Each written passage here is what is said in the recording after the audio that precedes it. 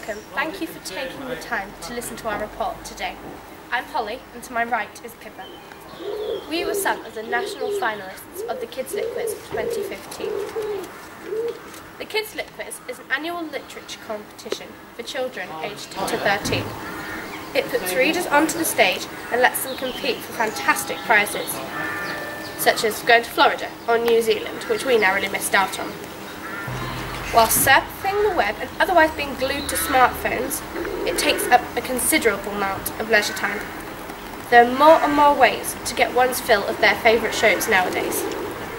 Yet, it is estimated that 42% of college graduates will never read another book when they finish their degrees. That's a long life on missing out on literal page-turners.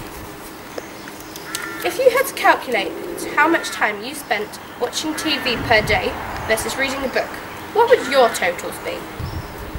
If you're like most of the people in America, according to the Bureau of Labour Statistics 2014 report, people over 15 watch an average of 2.5 hours of TV per day during this work week, whilst only reading for leisure about half an hour. Are there scientific reasons as to why putting down the remote and picking up a book may be better for your health? A Japanese study earlier this year found that TV watching can actually alter the composition of your brain. Another study, however, discovered lasting positive results from reading a novel. They performed MRIs to college students before, during, and after reading a novel, and found increased connectivity in parts of the brain responsible for language receptivity. So much so that the heightened connectivity was retained days later, much like muscle memory.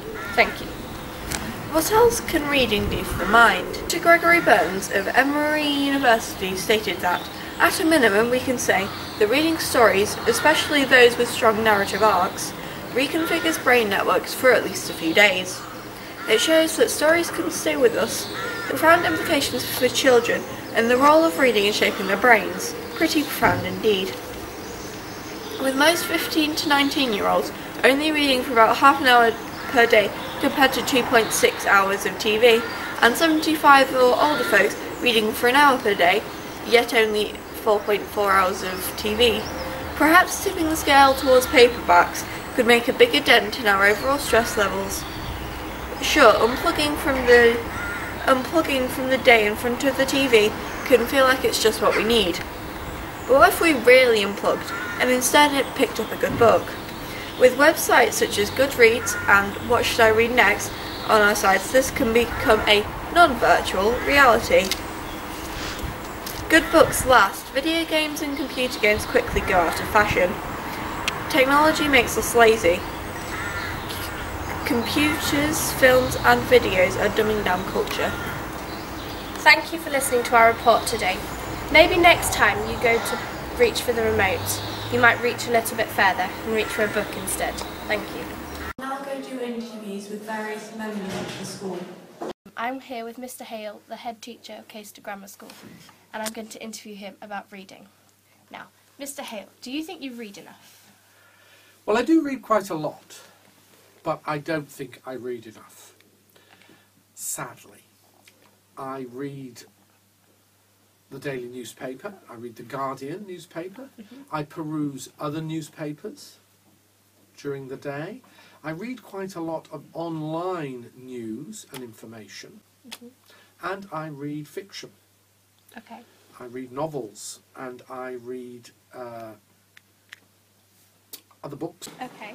And what would you do to make the world read more as a whole?